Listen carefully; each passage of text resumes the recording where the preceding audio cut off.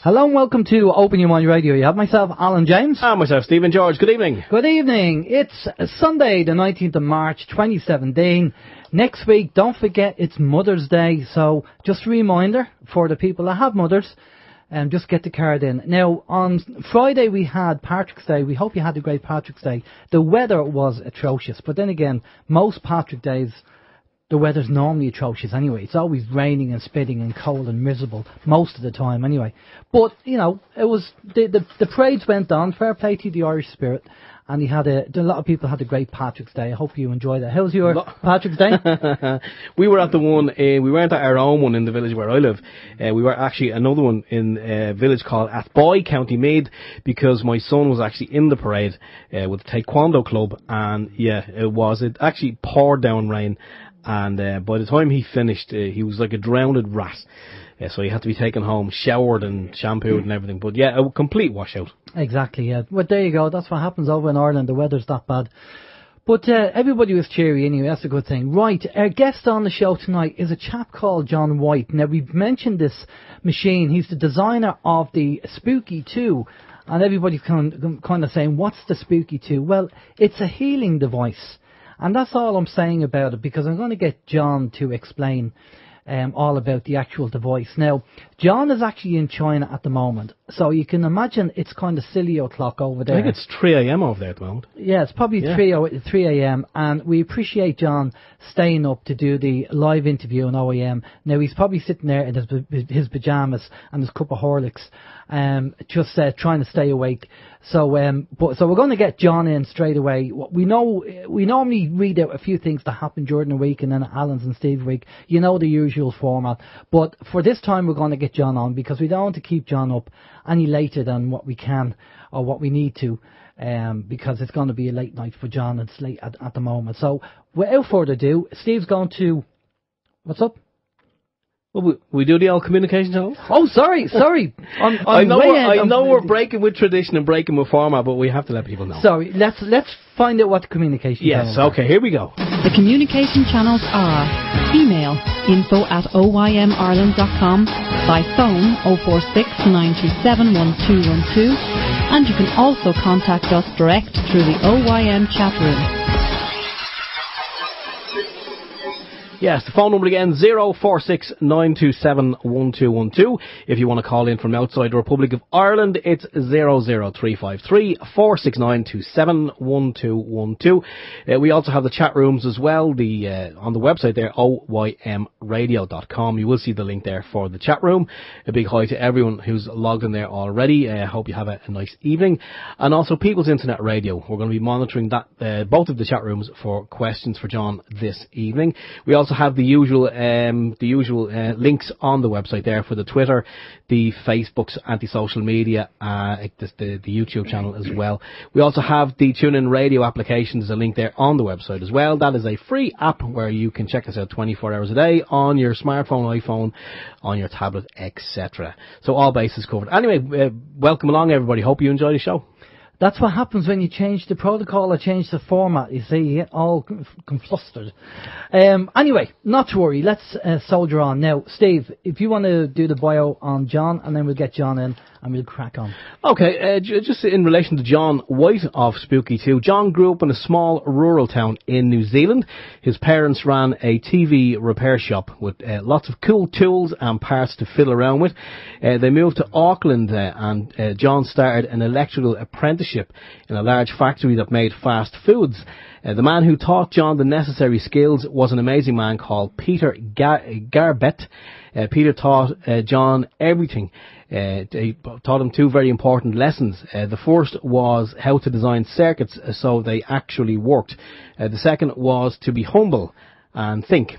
Peter Garbett decided that John needed a greater challenge, so he told him to commence an engineering degree. He got John to do an advanced trade papers A and B, industrial control, and also C and D, electronics, whilst completing the trade certificates theory papers and continuing the engineering papers. Late in the third year of my 4-year apprenticeship, Peter became ill, John said. He was a smoker and developed lung cancer. Peter subsequently died in the same year as John's grandfather and his grandmother. shortly after from cancer. John decided that he needed to do more learning to fight this illness that took his loved ones away. John's interest in Rife technology started about 14 years previously. Rife was a humble genius who proved that cancer had a viral origin and could be cured. John had a desire to learn as much as he could about his work and proceeded to dig into his history. In July 2010, a man with the name of Johan Stegman informed John that a Rife machine made in South Africa had remarkable healing qualities. John decided right then that he would start his own clinic to remotely treat people suffering from this appalling illness. The same month, he formed the company Cancer Clinic, located in his sister's office space in New Zealand. John treated very sick people who had been told that there was no hope of recovery. Without charging a fee, John did all he could to prevent them from dying. In almost all cases, he achieved this goal. His greatest contribution to humanity is Spooky. Developed over several years, it has grown into an amazing healing system. Already, it has the largest database of any healing system on the planet. The next release of Spooky will have a database with over 40,000 different ailments. The Spooky movement has grown exponentially, and this is just the beginning, with more exciting projects underway. Now John lives in China, and each day is spent improving on the Spooky and improving the lives of many people. Brilliant stuff, Steve. Good evening, John. How are you doing? Good, thank you. Listen, thanks a lot for coming on. Sorry, you jumping in there. Oh, no, it's just a bit of a delay in the audio. Sorry. Yeah, that's okay. There is a little bit of a delay. We have to allow for that. Again, thank you, John, for coming on. I know it's silly o'clock over in your time, and you probably have your cup of Horlicks beside you there. But as you say, the live show is always good. We have our listeners who are logging in and who will probably have questions for you. But, okay, we mentioned the Spooky 2 machine on our show leading up to this interview, and people are going, number one, what is it? Number two, why is it called Spooky 2? So maybe that's where we should start off with. Certainly. Well, what is Rife technology? Royal Rife was a man who lived in the 1920s. He found that applying frequencies to germs made them die. What he's doing is he's applying frequencies that suit the germ, and it makes the germ resonate. And so they eventually explode, and they become history. What Spooky does is follow in his footsteps and applies frequencies to germs to make them disabled. Okay, now necessity is the mother of invention, as you say, and you had people in your life, your mentor and your grandparents that passed away through cancer. And cancer is hitting so many people. You know, they're saying 1 or 2 people would get cancer in their lifetime.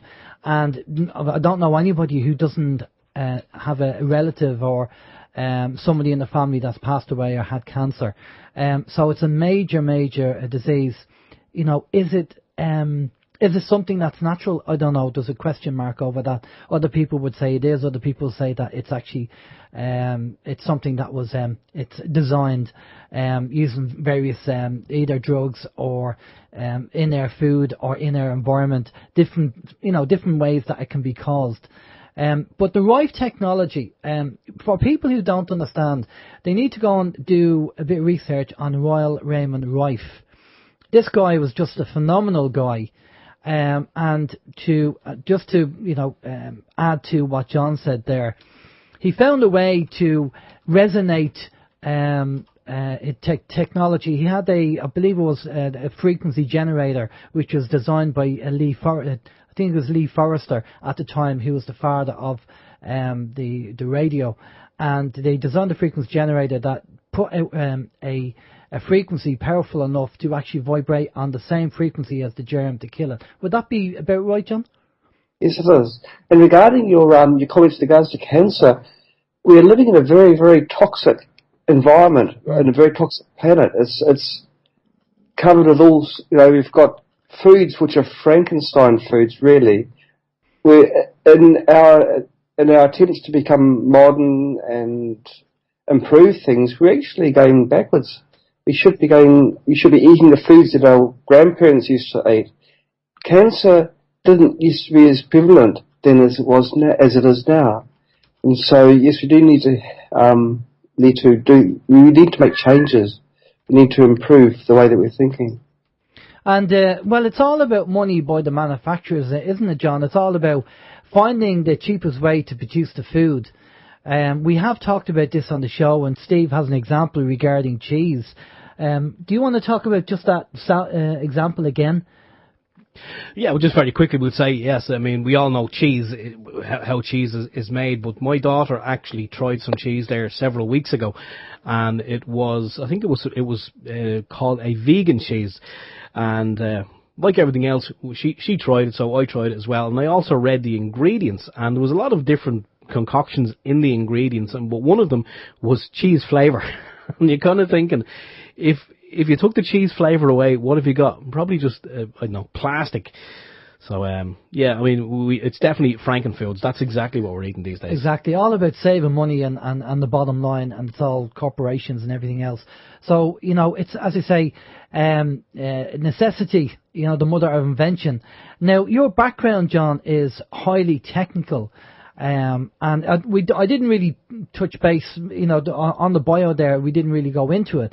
But do you want to talk really just about your background and how technical you are and the stuff you've been doing, so people understand, you know, how you know about this stuff? Gosh, the subject I love the most, talking about myself. Well, yes, I'm technical, both in my training but also by nature, and so I'm drawing from, you know, my background there, my formal training, and I've done a lot of casual research as well. But I'm certainly not I'm not a super smart person, but I'm drawing from a large pool of people that I consider much more clever than myself. You know, Spooky's a large team.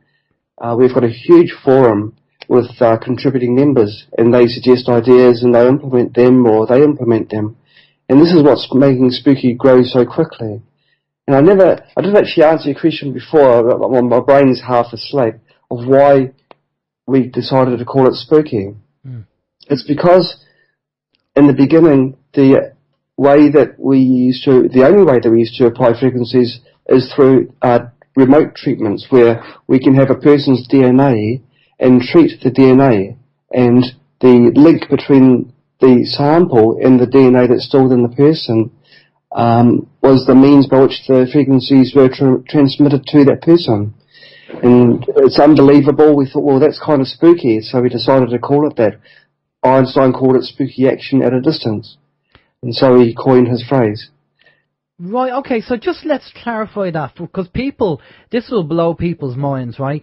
So, say we get a Spooky machine here, right? And according to what I've read about the Spooky 2, is that you have a little plug-in device, and what you do is you can take somebody's fingernail, which has their DNA, and you put the fingernail in this device, and you go down the actual software, and it has, as you said before we went live, 40,000 different symptoms that it can treat. And you select the system that you want to treat that person with. And through let's call it the unified source field, for want of a better word, you might have a different name for it, you can heal somebody. So they don't even have to be in the room. They could be across the world, but you could actually do that. That's correct. And it's not a belief system. It just works. And with Johann Stegman, you just mentioned him before, I spent a few months proving him wrong. This didn't work, and then in the end I did things correctly. I followed his description on how to do it. It just was amazing, so I decided to pursue that and made this little thing that you plug into our generator. You know, we could have made it very fancy, and you know, but we thought, well, we'll make it as cheap as possible. You know, so we made it without even a case. It's just a printed circuit board. That's the bare bones, so everyone can afford it. Yeah, well, I have to say that. I have to give credit to you, and I said it before the show. The fact that when I heard about the Spooky 2, I thought, oh, here we go. We'll go along to the website, and they'll want 600 or 700 quid to buy the Spooky 2.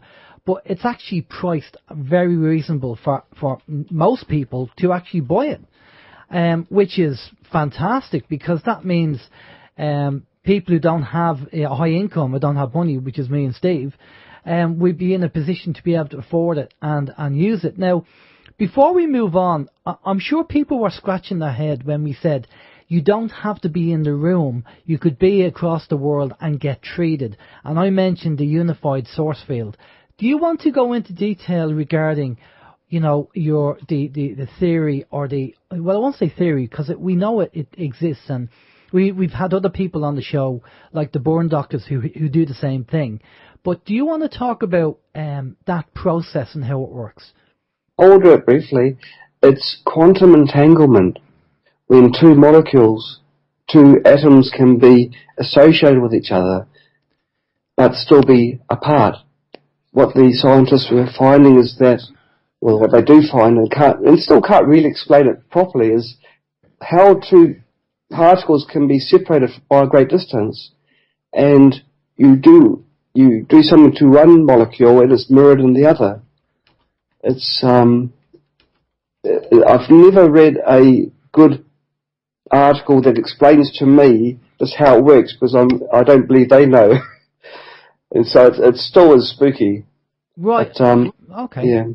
Okay. Well, we had a group of people on, our lady on, representing a group of people called the Burn Doctors, and they weren't selling a device, but what they did, there was a free service.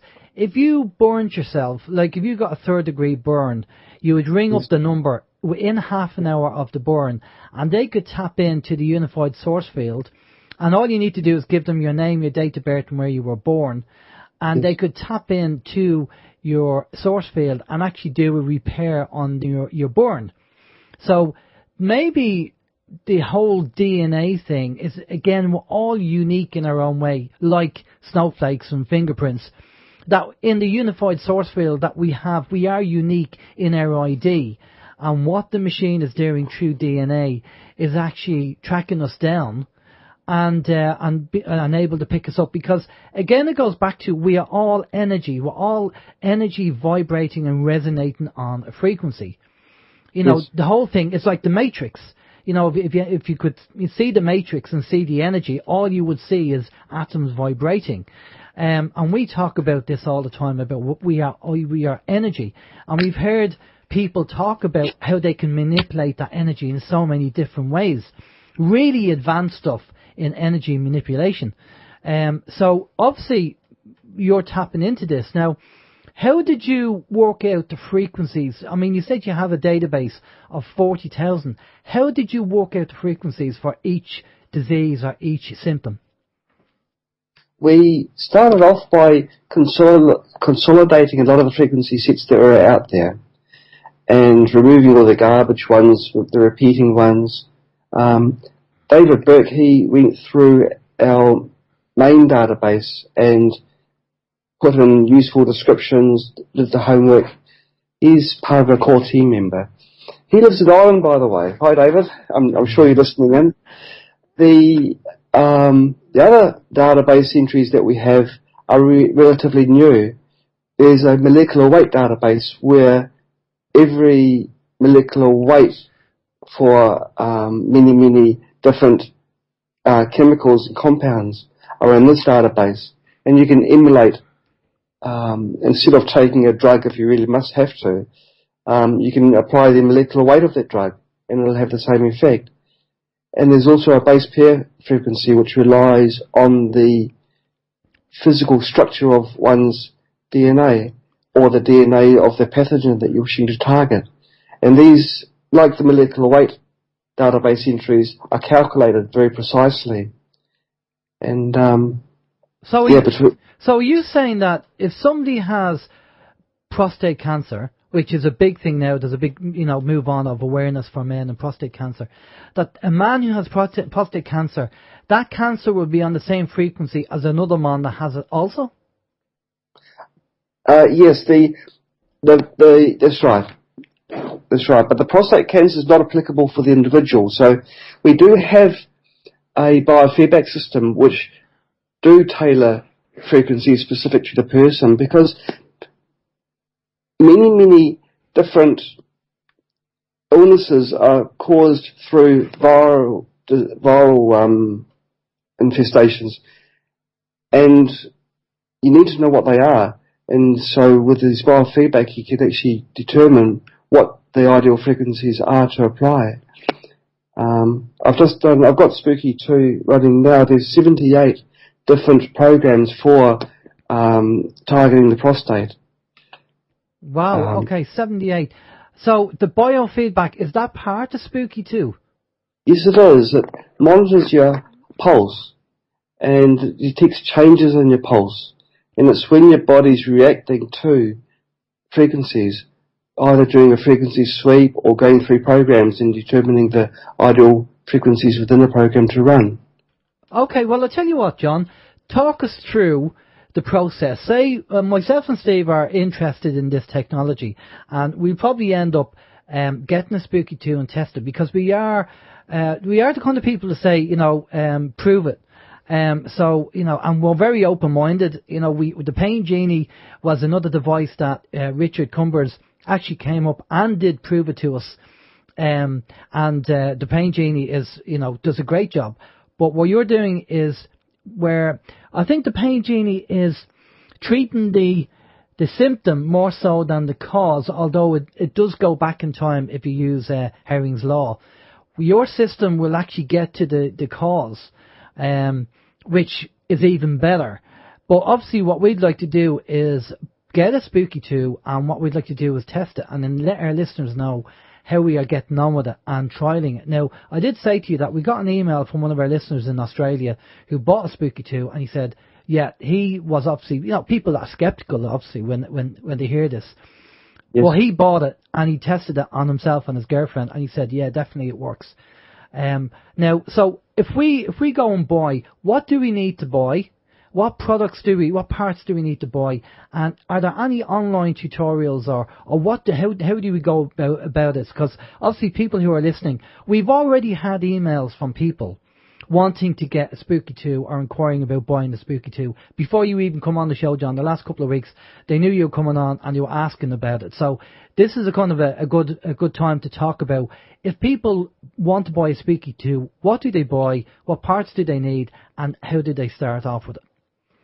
Okay, well, I'm not a salesperson, so I can't tell you which kits to buy, but we've got three different types of kits. We've got the basic kit, the essential kit, and advanced kit. But I don't know exactly what's in each kit, but I can tell you precisely how to actually, what things you would need if you wish to perform a biofeedback scan. I think all of our kits contain the Spooky Pulse, which is a little unit that plugs in directly into your USB port of your computer. And they all come with a generator. And so really all our kits will allow you to run a biofeedback scan. So the Spooky Pulse plugs into the USB port, your generator plugs into your USB port, you fire the software up. There's 4 different ways that you can perform a biofeedback scan, and at the end of a scan, you'll know better which programs to run, at which frequencies to run. The scan takes about half an hour, or you can do a very long one if you want to scan over a greater frequency range. So that's pretty much it in a nutshell. Okay, so I'm just, playing devil's advocate a little bit, but in a way I don't know as well. I don't have one, so I'm just asking the questions what our listeners might be asking us. Right, okay, so myself and Steve, we're going to buy a Spooky 2. I love the idea of the biofeedback, because if you can scan your own body and find out what's wrong with your own body, then you can say, well, okay, I've just done a scan and I found out that I don't know what information the scan would show up. Give us a typical example of a problem somebody might have on a scan they might find. Well, it could be anything, but let's say someone's feeling that. Actually, a really good example is if you're feeling down with influenza, which of course can be many, many different viruses, and so you do a biofeedback scan in the range that most of the programs are for the virus sets. Gosh, I'm tired. So I know it's late at night in China over there. It's silly o'clock over there. So our listeners have to take that into account. But there's literally hundreds and hundreds of different viruses that could be the cause of your runny nose, of your congestion. And so at the end of a virus, at the end of a biofeedback scan, you'll have maybe 20 or 30 different frequencies to run. You can do a reverse frequency lookup, which you can use to see where most likely your problem areas are, the viruses that have actually been targeted. And then you run those frequencies via remote or by contact mode. Okay. Yeah. What about something a bit more serious, like, say, arthritis? Is that something that it could check for in your body for arthritis and then have frequencies to say, okay, this is what we found and this is where the problem is and you need to run X, Y, and Z to actually address that? Yes, it is. A lot of arthritis, the cause of arthritis can easily be viral. And so, yes, it's a very good way of finding out the correct frequencies to run. The biofeedback can also tell you which frequencies are applicable for entrainment as well. If your body is out of sync, you can run quite often a biofeedback with the lower frequencies to find the correct ones to run. Right, okay, so say we get the spooky 2, right, and I want to do a scan for, say, arthritis, for example. I don't have a touch wood, but just in case. So I do a biofeedback and I say, right, I'm going to scan for arthritis. What's the next stage? What do I do? I mean, you say you run the frequencies. Is there any process that I will have to run it like once a week, once a day, or what's the process? With our remote, with our speaker remote, you can run it 24/7 without having to be tethered to a machine. So generally, the procedure after that is to run one or more generators. You need to run the frequencies that were found in the biofeedback, but you've also got to run in the background, or you recommend to run in the background, some detoxing programs so that your body can heal itself faster. And so you run frequencies for killing the viral load or reducing the viral load, and the second generator to remove the toxins from your body. Okay, because it sounds highly technical. Even like myself and Steve are quite technical, but it does sound quite technical. Do you have online tutorials, or are there agents in particular countries where you can go and get training with this, or how does it work? Well, Spooky 2 is supported by many good people. We've got videos, we've got sites, we've got spooky2videos.com, we've got spooky2support.com. We've got a massive forum filled with very good people. And so if you've got any questions, you can join our forum, you can ask questions there, or you can give advice as you learn more and more about the Spooky 2 system. The strength of Spooky 2 isn't one man. It isn't just me. It isn't just the core team of Spooky 2. It's everybody.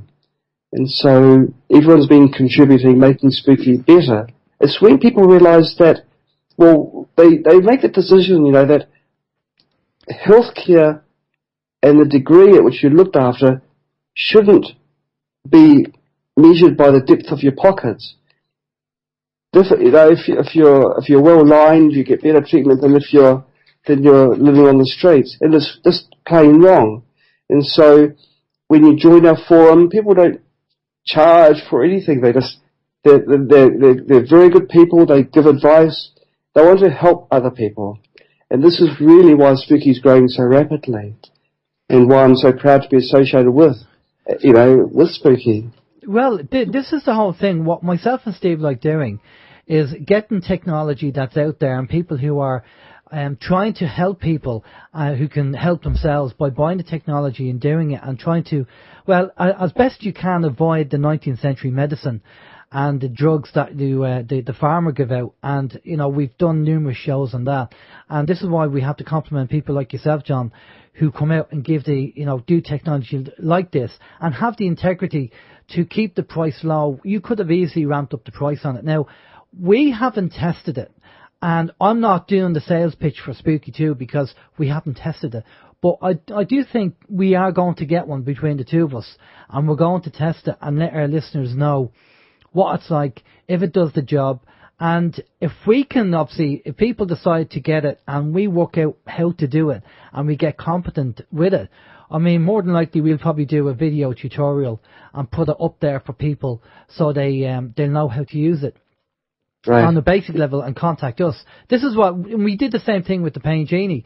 We actually did the training. Richard gave us training with the Pain Genie, and we talked about the Pain Genie. We showed people how to use it. We've treated people with the Pain Genie, and we'd like to do the same thing with the Spooky 2. I think we would have an interest, Steve. Do you think it'd be a good idea getting one? I think it would be. I mean, the fact that, I've looked at a lot of the research, as have you, and we've looked at testimonials as well. I've actually tried to find information online saying where it's bogus and, it doesn't work. And I can't seem to find, I know there are a lot of trolls out there, but I can't seem to find anything that says it doesn't work. Everything seems to be positive. That's a good complaint, John. Yeah. It is good. We're always trying to improve Spooky and make him better and better.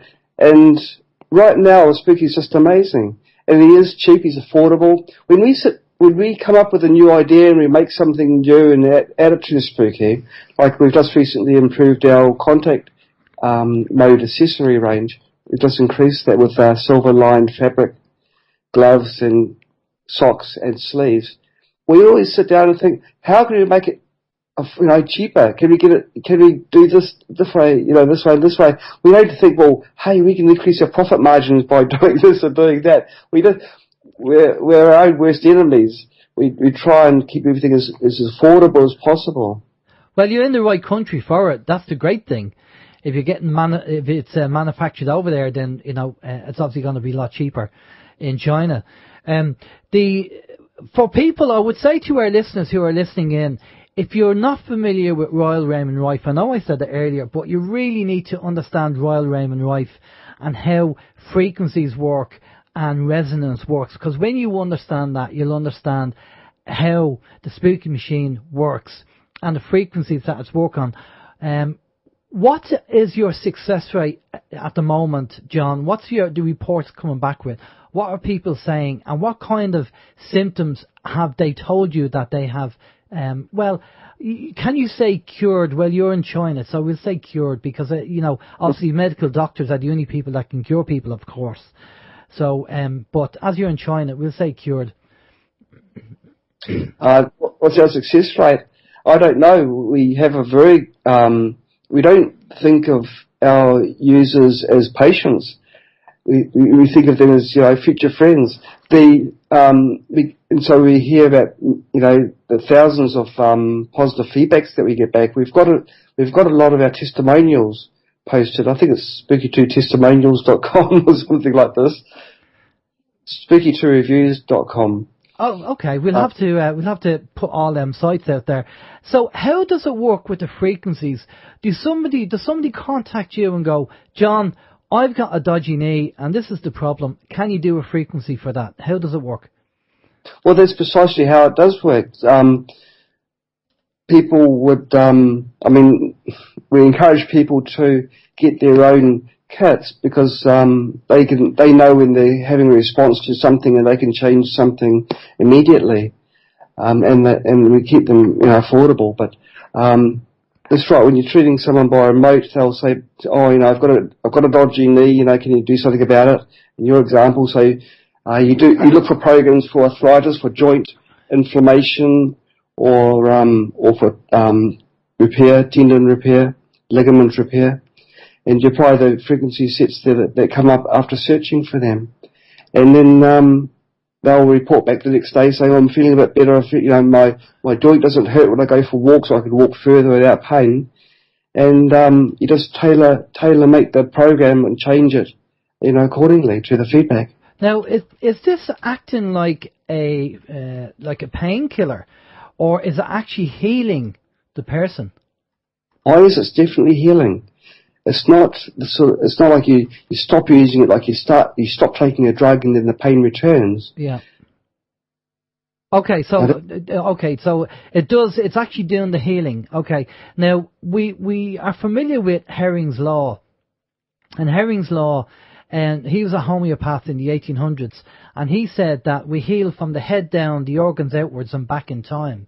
So the fact that we need to heal back in time, just for the listeners listening, if you imagine an iceberg and you cut the top of an iceberg and then it pops up and then you cut it off again, another bit pops up and you keep chopping away at the iceberg until it's gone.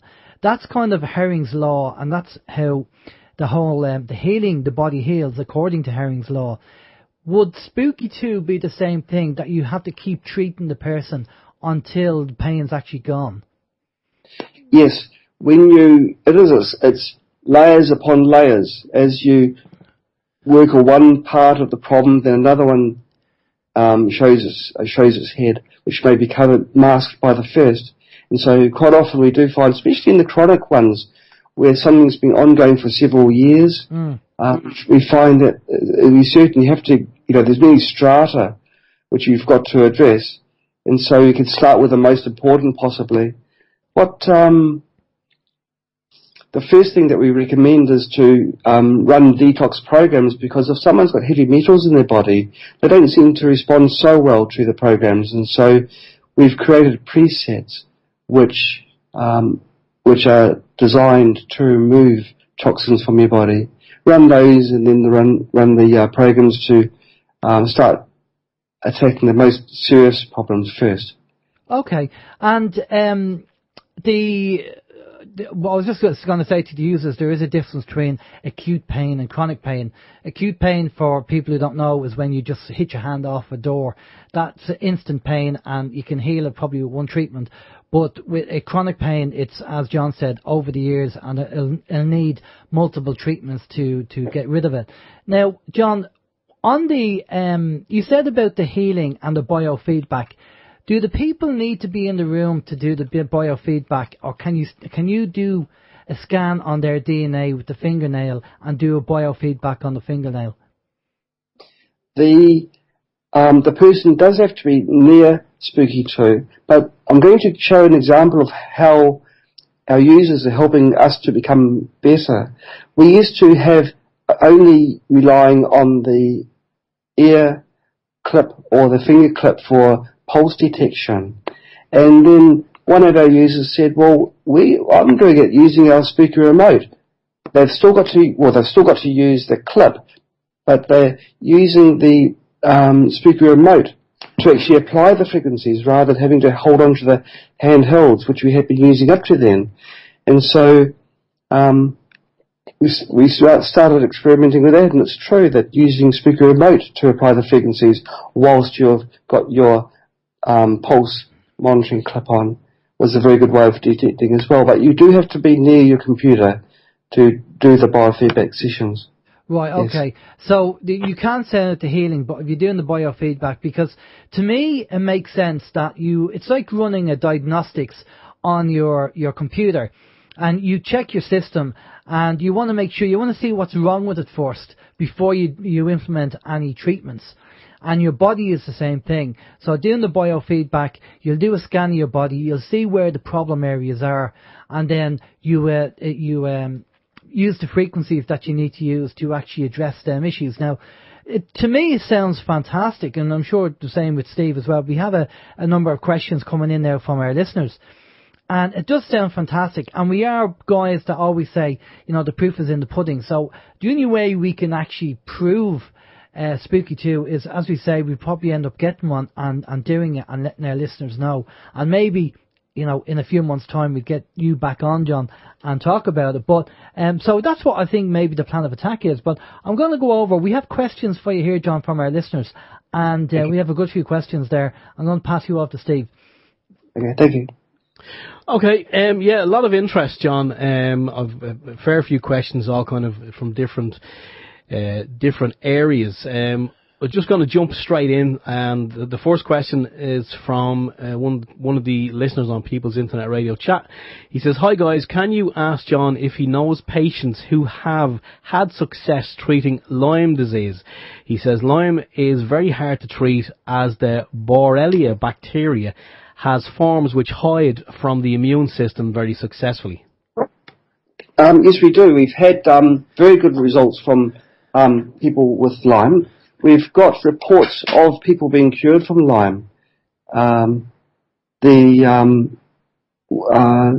place, spooky2testimonials.com, reviews.com, sorry.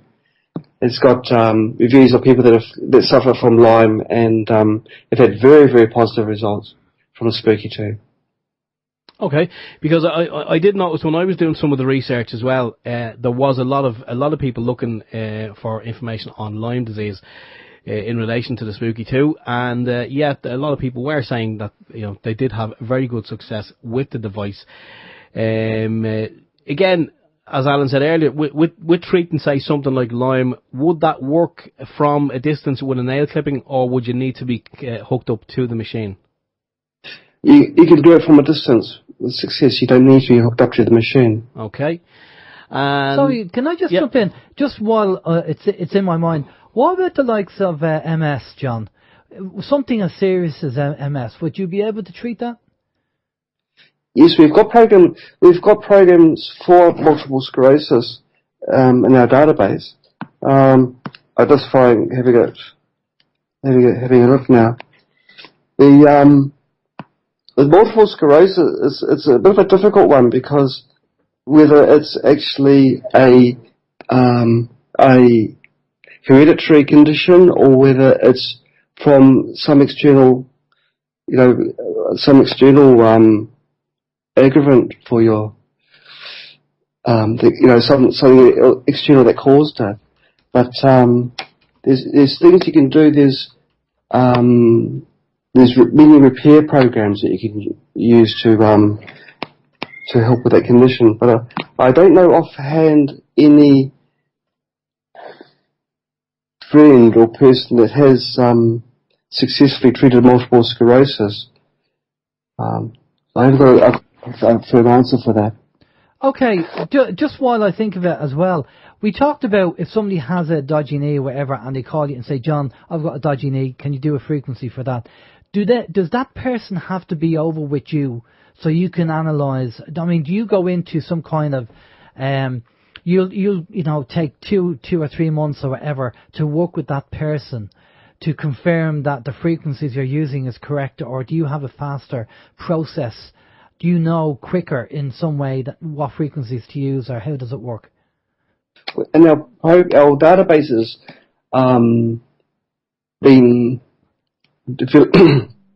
our database contains many programs which are tailor-made for conditions, and so if someone's got a joint problem, we've got many programs that are specific for joint repair, and so we suggest that the person runs those types of programs.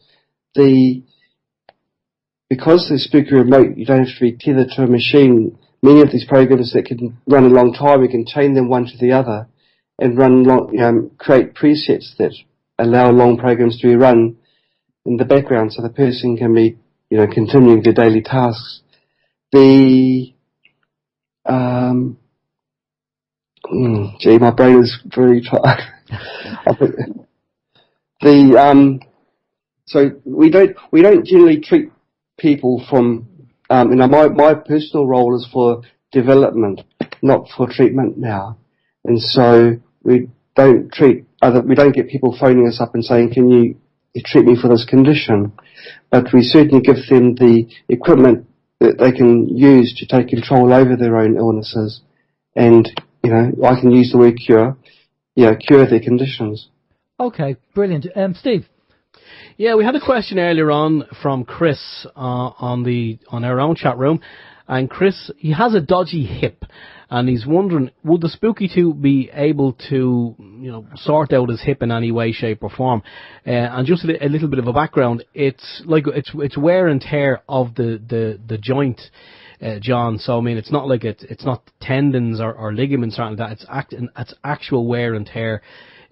Probably bone on bone. Can the Spooky 2 do anything as in regeneration of the damaged bone, or is it really kind of for tendons, ligaments, and maybe for pain?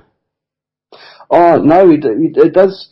Spooky 2 does have programs for regeneration of bone and joints, and the synovial fluid lubrication. There are many programs that are tailor-made for that, for rebuilding. Yeah, that's good to know. So yeah, I think Chris might be happy with that one. And just from a kind of a personal point of view, what about hair regrowth? I have to ask. I'm sorry, I have to ask. Yes, no, we have got programs for hair restoration, and the biofeedback is also good for that. The alopecia is the loss of hair. We've got programs for that. And so we do have that. We've got hair loss as well as the molecular weight programs for any sort of oils that you may be wanting to use for your hair. Yeah, excellent. Okay. Where we go next? The frequency range, and that was that from looking at the devices, the frequency range is 0 to 5 megahertz. I'm guessing every ailment is below 5 megahertz, or are there any ailments that will be above 5 megahertz? A British research group has found that around just over 12 megahertz is the fundamental frequency for cancer. Our generator can go up to 25 megahertz, and so it's got no problems in hitting the fundamental for cancer. And do you need add-ons in order for it to go up to 25? Because just off one of the websites, it actually just says that it goes up to 5 megahertz. We use a technology called wave cycle multiplier, and in spooky tradition, it's as cheap as possible. It's free. It's just in the software. And the software, of course, is a free download. And so we can go up to 25 megahertz by having several frequencies within each waveform.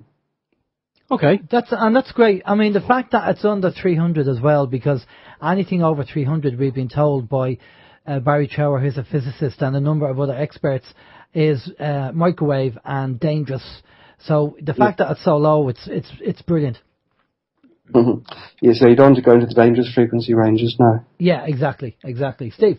Okay, now, just out of curiosity, because obviously you were the man to ask, let's say for argument's sake, we have, and I've heard you can do this, where you can have one of the add-on devices, and let's say there could be a nail clipping there for the DNA in relation to Alan, because Alan has condition A, and I have condition B. So we have the Spooky 2 running. Can you have more than one program running at a time, and is there a maximum of programs that you can have running at any one time? Well, can I add to that? Can you treat two people at the same time? You put your nail, my nail in the device for the same symptom. Yes, you can. You can put many people's nails. We can treat a whole village of people. If the nails can fit into the Spooky remote, you can just treat them all simultaneously. Then there's no risk in doing so. And does it have to be a fingernail?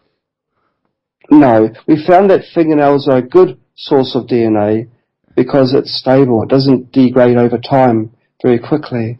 But you can use other samples of DNA as well. You can use blood, you can use saliva, you can use any good source of DNA. But we found that fingernails does tend to last a long time, and it's easy to handle because it can be just taped simply between, you can sandwich it in some masking tape and then slide it in. And just put just put a person's name on it, and very good. Yeah. Okay, Steve. Now, I think I did read this one somewhere on one of the testimonial sites that I actually looked at, Morgellons. It does cure Morgellons disease. Is that correct, John? Again, the word cure. But we've had people that say that they've been cured of Morgellons, yes. Well, okay. Well, maybe we won't say cure, but we'll say it has obviously helped them in some way, very beneficially. Where next? If you want to buy the device, it seems that you must purchase it from what I can see from China. I haven't found any European stores stocking the device. Is there any reason for that? Yes, we want to keep the price as low as possible, so we don't want to have a middleman to add their profit margin. So it's a very simple reason. We just wanted to do it straight to the user. And what about selling the device into Europe? Have you had any issues in exporting into Europe? Because I know in European countries, a lot of devices have to have a CE stamp, and if it doesn't have a CE stamp, then they either won't let it in, they'll stop it at customs, or the end user would have to contact, say, you guys in China to get a CE approval form or something. Yes, no, all our products are CE approved. They are. Excellent. Excellent. Okay. Where are we? Chris is wondering, can you ask John how many times the Spooky 2 has to be used to be effective on any condition? If you're using Spooky 2 remote mode, you've got to extend the program application time. It's not as fast as in contact mode or in plasma mode. And so if it's by remote, you just leave it running for maybe 10 times or even 20 times longer than you would if it was in contact mode. But it's not a major issue. If it's a program that would normally take an hour on contact mode, you run it for 20 hours, and you can still go to work and do your daily tasks. Yeah, so I suppose while you're working away or while you're sleeping, it's actually healing. Yes, that's right. And plus the fact that if you have a chronic complaint, you don't know how long it's going to take to, because everybody's pain is different, and it could take different times. Some people could be a couple of weeks, other people could be a couple of months, depending on what your ailment is. Yes, that's right. And so I can't give a straight answer to several of these questions because it's quite a complex question to answer. But we find that with treatments, it does often take a while to resolve, but you see the gradual improvement day by day. Excellent. Steve? Yeah, we have a question from one of the listeners on People's Internet Radio, and he's just wondering, is there a money-back guarantee on the device? Obviously, if you buy it to cure something and it doesn't cure it, do you get your money back? No, we don't have a money-back guarantee, no. Okay, that's fine. Where are we now? Paddy wants to know, if I sent a nail clip to you and say I have arthritis, will Spooky 2 be able to work on me here at home? Yeah, we've actually covered that, Paddy. Yes, so yeah, the answer is yes, but it will probably take longer than if you were tethered to the machine, as John said. Is there any visual proof that it works? Sorry, I have to be critical. So many scams out there, from a listener on PIR. There certainly are lots of scams out there. We're in talks with a man that's got a extremely powerful microscope that can look and he can actually view. Well, I can't say too much online, but we're working with researchers to do just that at the moment. Okay, well, it's, again, we always say proof is in the pudding, and I suppose what we'll do is, myself and Steve tend to be guinea pigs a lot of the time for a lot of things, don't we, Steve? So, well, all in the name of science. All in the name of science. So we will put a hand in the air and probably go and contact you, John, after the show, or in the next couple of days, and we'll arrange to get a Spooky 2. And obviously we will let our listeners know how we're getting on. As I say, we'll probably do a video on how it works, because I'm a big believer in keeping things simple. Maybe it's just because of the IT side, kids keep it simple, stupid. And so doing it very basic, because it does sound quite complicated. For somebody who's kind of not technical or not that way inclined, it does sound quite involved. So if we do a tutorial video on it, we will try and keep it very simple for people to understand the actual product. And if it does what it says on the tin, by God, I'm sure there's a queue of people going to be queuing up for getting their ailments treated. But that's a good thing. Now, before while I was talking to you before we went live, we said that the universe has a habit of, telling us when to get somebody on to talk about something. Now, we heard about the Spooky 2 software about 2 years ago. It was when Richard Cumbers from Pain Genie told us about it. Now, Richard and Karen MacDonald, who've been on the show, have this really, really advanced tech software which costs a fortune to buy. I mean, you're talking about thousands of euros to buy. So when we heard about the Spooky 2 software being free, we thought, oh, okay, let's get that down. Now, I actually have the Spooky 2 software installed on my PC, but we don't have a device. So I am kind of looking forward to it. I'm sure Steve is as well, that if we do get one, to try it out, and then we'll give an honest review and see how we get on with it. I do like the idea that the biofeedback, that you can scan your own body and then see what's going on, and that's personal to you. I think that is definitely, because my understanding of Spooky 2 at the start, when I started looking into it, was that, you just run frequencies and you heal yourself with these frequencies.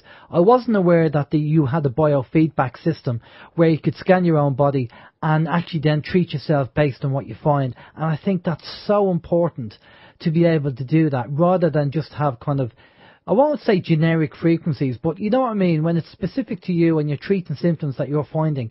I think that's very important, John. So well done on that. Yes, we found that a lot of the frequencies, especially the earlier sets, the numbers that were in our database were integers, and then most other people's databases were plain integers. But nature doesn't work that way, and so with biofeedback you can find a precise frequency to apply, and that makes programs much more effective. Right, and it's obviously treating yourself. Now, will you get people who have bought this and they've done a biofeedback, and they've said, well, I've done a biofeedback, I've scanned my body, and the thing that I have or I suffer from did not come up in the list, so I can't treat it. Is that something that you've come across? There is, but people seem, we have, but they do then apply those frequencies and they do get better. So you've got to sort of wonder whether the original diagnosis was correct. We had one person that reported that they got hits around the cancer frequency range of 1.604 megahertz. And they went to the doctor, and the doctor said, well, you've actually got early stage cancer. And so that was a bit of an unfortunate success. But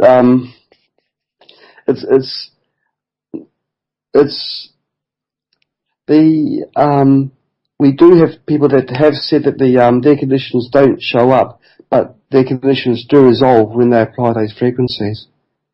Right, okay. Well, that's quite interesting.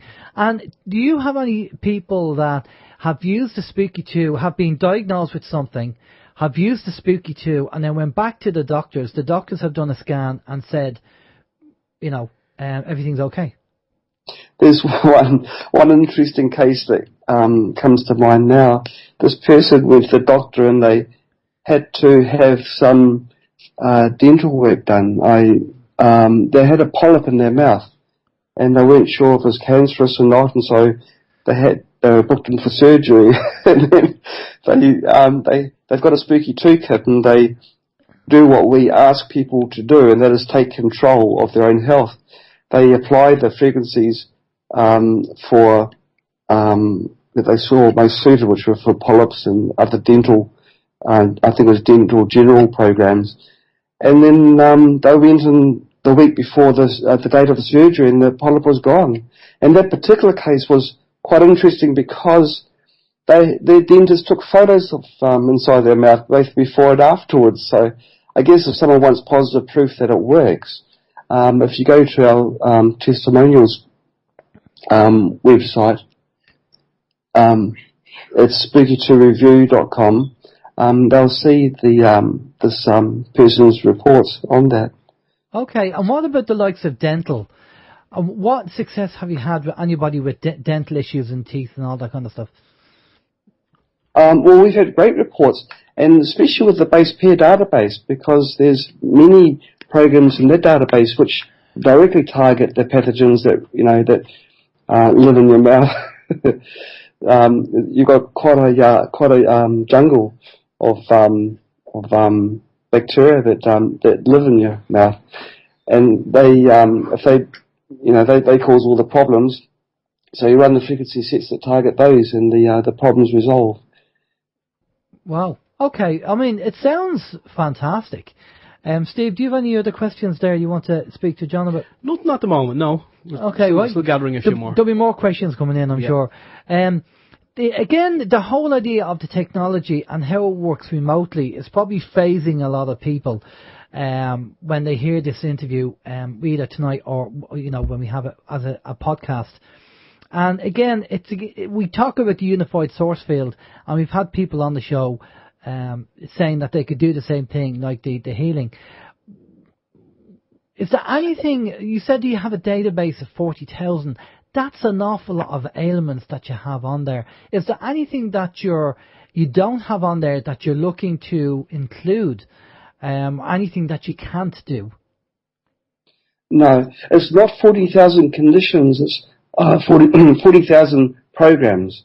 Okay. So, and it's growing each month. Each month we download the latest data. Every single genome that's been published in the research papers is included in our database. So, of course, this is growing all the time. And so we're very active in making sure that we're up to date. Fantastic. And what's the situation with the mainstream media and the farmer? Have they come out and poo-pooed it and said that it's all hocus pocus, or have you been attacked in any way? We've not on a big scale. We've been trolled, and we've had some people just wanting to cause try and sort of discredit us.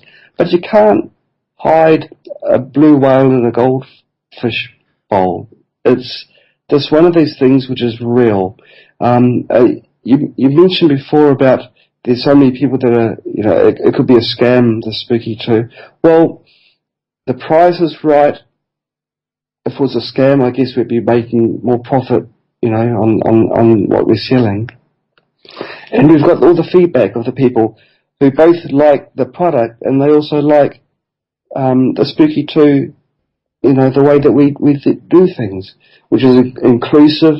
We're growing. Spooky 2 isn't just us; it's everybody that's using Spooky 2. We want a Spooky 2 in every home, and to do that, we've got to sort of show people that just how good it is. And we've got many people doing this for us. When someone gets cured from some condition, they've got friends that they'll be talking to, and so it's just branching out. Very, just good. Well, that's the idea. Do you have anybody in Ireland at the moment that is using the Spooky 2? Ireland is a little hotbed of Spooky 2 activity. We had a conference in Ireland very recently, and we had a fantastic turnout. I've been to Ireland a few times. We've got a core team member, David Brett, there. And Ireland's sort of growing on me. It's a great place. I'm sorry to hear about the weather. We've had quite good weather here in China. It's been cold, but it's been wonderful weather. Yeah, I'm still getting used to Ireland, even after 50 years. I'd like to get in touch, because the reason why I asked you the question about Ireland is because if you do have people over here, like your community is obviously growing, and if you have people over here who actually know about the Spooky 2 and know how to use it, I'd like to get in touch with that person or people to speed up my learning curve on the Spooky 2 when we get one, because it'll just be quicker to do it that way. Yes, I'll give you the details of this person after the program. We've got this gentleman who lives in Dublin, and we'll give you his contact details. Right. So is he an agent or a user, or just a user, or who's he? No, he's a core team member. We don't have agents. Okay. But if people do want to learn more about Spooky 2, they can join our Facebook group, and join the conversations that take place there. Yeah, because I just think like tutorials, video tutorials, or people actually showing you how to do it is so much better. You know, especially in a classroom environment, or as I say on the video when you break it down and show the basics, which is something that we would do if we feel. If we get one and we you know, and it does what it says on the tin, then we'll be more than happy to do that. Because we've done the same with the Pain Genie. So again, when we find technology, and myself and Steve tend to be the guinea pigs, to, you know, trial and test technology, because we're into the techie stuff anyway. But that's good that you haven't been attacked. Now, obviously, you have to be careful when you say cure, because I don't know about China, but over here, the pharmaceutical companies, or what should I say, the medical doctors are the only people that can say cure. If you say something cures it and you don't have a medical license, then you're not allowed to say it. It's crazy, isn't it? Can't say the truth. Yeah, well, that's the trouble. Well, speaking of cures, just kind of a little. I know it's very very late of an evening for you over there, John, but Chris over here has a kind of a funny sense of humour. And talking about cures, he wants to know: can the Spooky 2 cure a hangover? Actually, it's a very interesting question, because I can't think of it offhand, but they did find that there was something that does cure hangovers. It was a chemical, but I can't remember at the top of my head what the chemical was. But if you can find out what the chemical was, you can apply the molecular weight of that chemical. There was something. That's very interesting. Well, that's interesting. And quite seriously, we just had Patrick's Day on Friday, St. Patrick's Day, and there's a lot of people with severe hangovers, probably still ongoing at the moment. So it's not a bad question, to be honest with you.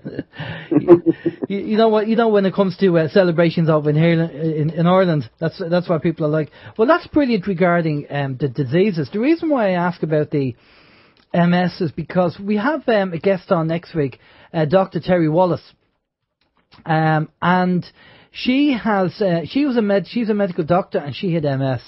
And she's back to 95% being fit, but what she did was she changed her diet, which I think is a big help for everybody anyway. She gave her body what it wanted, but I suppose if you're using something like the Spooky 2 to maybe advance or enhance the treatment, then it would all help. There's a line of thought with multiple sclerosis where it could be born through allergies. And you can use the biofeedback to determine which foods are best suited to yourself. When this researcher he's written a book, the idea is you consume some food, and then you monitor your blood. You monitor your pulse afterwards, and if your pulse rises, then your body's reacting to the food in a bad way. And you can use our Spooky Pulse for this. When you do a biofeedback, it's got a graph that shows the pulse. You can see the pulse rising or falling. And so you can use that to determine which foods you are best suited for yourself. Well, I think that would be very interesting, especially people who suffer from IBS, who have a food intolerance, and certain foods upset their stomach, because they always say the stomach is the second brain in the body. So people with a food intolerance, it sounds to me like another form of kinesiology. Yes, it is. Well, your body doesn't lie, and so you're just listening to your body. That would be fantastic for doing food tolerances and knowing what's good for you. Now, you have a number of products on the Spooky 2. It's not just the actual small device. I think you have a few others. You have the Big Brother version. Or something like that. Can you tell us about Spooky that? Central. Spooky Central, is it? Did you had a look at it? I did, yeah. Yeah. That's on spooky2-mall.com. That's our sales site. Spooky Central combines 4 different ways of applying frequencies. The main one being plasma, and it's complemented by a special contact mode, ultrasonic, and coil as well. And so if you've got a very serious condition, Spooky Central is possibly your best chance of resolving the problem. Okay, and have you had any adverse effects? Have people said to you, look, I've used it and I've had this effect from it, either directly or indirectly? I haven't heard any feedbacks from anyone that has had an adverse effect from the unit. We've had some people not know how to use it, so we've given advice and then they've come back in a positive manner. Yeah. Yeah, I think, again, I think it's probably down to the tutorials and the education how to use it. I have had a look at the software. Steve had the software, he was looking at an image of the software, and I've gone into the software, and it, I have to say, I didn't find it that very user-friendly. Maybe it's because, I'm not familiar with the software, and I know people say RTFM, I'm sure you know what that means. But I always find my approach to software is that if you can't kind of work out the basics of a program without looking at the manual, then it could be quite difficult to use. And that's just my kind of IT background, how I approach things. Would you say that, or would you definitely say, would you say it's definitely a case of getting the manual out and understanding it? We have presets that have made the task much easier to run Spooky 2. You've got to keep in mind that Spooky 2 is the only system that can run 126 generators at the same time. If it was a single generator program, then it will be a single page software where you just press a go and then a stop. But we've got 126 different generators, and so each one's got to be controlled individually. Each one's got to run in the background. So there's a lot happening in the background. Also, the ability of Spooky 2 is quite profound. It's a very flexible software, and so with flexibility comes many different options. Many of the smarts is in the background, but the user can select many different ways of running programs, and it is complex, but it's getting easier. But as I said, with so many generators, it's a very powerful piece of software. Excellent. Well, yeah, I'd say it is. Now, the other thing about software companies and products like, I'm not saying the Spooky 2, but if you're in the kind of the corporate world, there's normally some kind of perpetual licensing going on regarding the software and updates. So you buy the initial package, and then once a year there's a kind of a renewal fee for updates and stuff like that. How does that work regarding the Spooky 2? Well, we do things different here. Our focus isn't on money, it's on the people. So if we change and improve our software, we always give it for free. We generally, for quite a while, we're doing monthly updates of our software, and with each update you get new database and new features. And sometimes it's once every 2 months. But the software is free forever. It will never cost anything to use. There's no licensing restrictions in that way. So you can, anyone listening to your program now can go to our spooky2.com website, download the software and run it. Even without hardware, they can run the software in test mode, where it's emulating many generators connected to your system, so they can see whether it's suitable for their needs and has the programs that they require to use. And it's free to download, free to use, free to share. There's no restrictions whatsoever. That's it, and I can confirm that because I downloaded it on my machine. Are you concerned about people cloning your device or robbing your idea, again from a profit point of view? Because you always get people who something will come out and go, we're going to make that cheaper, or we're going to make a clone version of it. Yeah, but it's mostly, if they do knockoffs, it's mostly done in China. But if the Spooky 2 is getting made in China, so I mean, well, let's say devil's advocate, say it's not China, say it's Japan or Thailand or something like that. Say some company decides to do a knockoff version of the Spooky 2. Have you had any concerns of that, or is there anybody that's trying to do that? We're not concerned at all, really. We're not a business, and so we haven't got a market share to protect. We're wanting to help our users, so if someone else comes up with some equipment that's cheaper and works better, well, that's fantastic, isn't it? No, I totally agree. I mean, fair play, that's a great approach to have it. But I take it you've copyrighted your designs and trademarked and all that kind of stuff. Well, we have invested, a lot of effort and money into in some of our equipment, but we haven't copyrighted anything. No. Oh, okay. Well, there you go. I'm going to have to get my Arduino out now and start developing a spooky 3. I'll take another 100 years if I was to do that. Steve, do you have any questions there? No, I think we've answered a lot of the questions. We've got the information on the device. We know you're on Facebook. People can check out the Facebook. We have all the links here that you gave us, John, to the support reviews, to the videos, to the main site. We have the link to spooky2-mall.com where people can actually buy one right now. We've also got links there to Rife Technology. So we've got a mixed bag of links there where people can actually check out, do their own research and see that obviously the research combined with what you've told us this evening or this morning, then they can decide if Spooky 2 is for them. And I mean, as we've said, as Alan said at the beginning of the show, it's at a price that's affordable for everyone. Definitely.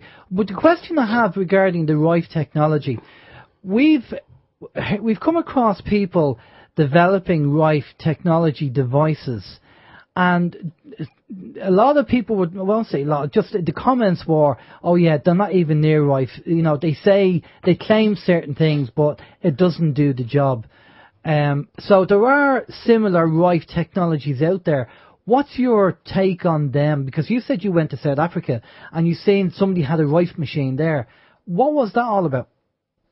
Oh no, I didn't go to South Africa. My friend was from South Africa. We did everything through the internet. Well, my take on it is this. Royal Rife didn't actually want his name on any of his equipment. A machine to be a Rife machine, it needs to be a plasma machine. And to be a real Rife machine, it must not use a carrier. If it's got a carrier, it's a Philip Hoyland machine, who was the gentleman who eventually was played a major part in Royal Rife's downfall. And so it's kind of ironic how people wish to use a Philip Hoyland machine when it's, he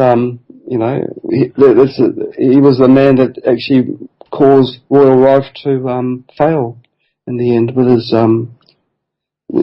hopes to help people. And of course they bought out the Rife machine and buried it, and because he was curing people with whooping cough and cancer in the 20s with that machine.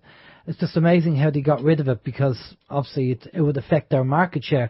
There's a question there on the chat room, and from Paddy, and he says, have you heard of Kesh, the Iranian scientist? Yes, I have. But I haven't got any strong views on his research. He's been doing research on plasma. Very smart man. But no, I haven't got any strong views or opinions on what he's doing. Yeah, because he's had the MadGrab device, which has got to do with saving energy in households, and we've got a Q device here, believe it or not, in the studio, but we've tested it, but we want to do a bit more testing, and the person that we want to come over and do some testing, he's very busy at the moment.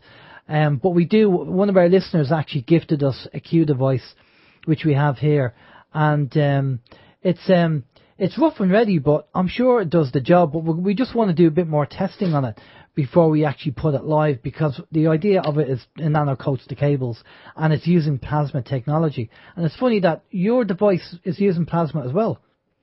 Yes, it is. Our Spooky Central is a plasma device. We've got 2 different tubes we're using with it. Why plasma? What is it with plasma? I think the magic of plasma is because the transducer that actually emits the frequencies is non-reactive, insofar as it doesn't have a sweet spot in frequencies, and so it's a very broad spectrum. I think that's, because I've worked with this for such a long time, I think it's really why plasma's so successful. Because, if you use a coil's got to be tuned. Most of the other means of transmitting frequencies, they have got an operating range, and then you use modulation or some other means to actually create sidebands to hit the target. But with plasma, it doesn't have to be within a certain frequency range. It's responses, electrical responses, even throughout a wide range of frequencies. Well, with your knowledge that you've gained in your field of electronics and your team, have you considered looking at free energy devices at all? A lot of our research and our projects are very close to the type of equipment that's used for developing free energy devices, and especially in the coil area, with the rodent coils and others, and we are looking into that. Okay, it's just short and sharp there. Yeah. Well, some of the things, we've got we've got some people that are not really enjoying what we're doing because we've taken their market share. They're looking at it on a business perspective. They see us as a threat, and so they want to cause us harm. And so I can't say to you, well, we've got this thing coming up, in a month's time. Yeah. Because they'll do their data to make sure that it doesn't get released for some reason. It's not as clean as one would hope. Yeah. It was. I know what you mean. Something that we've been obviously trying to get involved in. Myself and Steve have built solar generators and a few other bits and pieces. And as I say, we're getting into the Arduino, the microprocessors and stuff like that, purely for looking at ways to generate or create free energy devices, which we're happy to share out and give to people if we come across anything. And we've got a few ideas in the back of our mind what we want to do. Part of is understanding the technology and how it works. We just found that the Arduino, being a microprocessor and it's open source generic, is probably the best way to go for our level of knowledge and what we know. But obviously with the level of knowledge that you have and your team have, I'm sure you can do a hell of a lot more on that side. But as you say, you have to be you have to be quiet. You can't say too much. But it's good that you're looking at that area as well, because there's a massive market in that as well, not just for the healing, but the free energy. Well, maybe that's something we can chat offline about. I don't know. So definitely looking at the free energy stuff. But as I say, we're going to have to get to Spooky too. But I'll tell you what, John, we know you're over in China. We know it's ridiculous hours over there at the moment, and you're probably barely staying awake because it's in the middle of the night. So we're not going to keep you. We're going to let you go. All right. And so you can go to your bed. And we do appreciate you staying up late to be live on the show. Maybe the next time we might do a pre-record because it'll be a lot easier for you.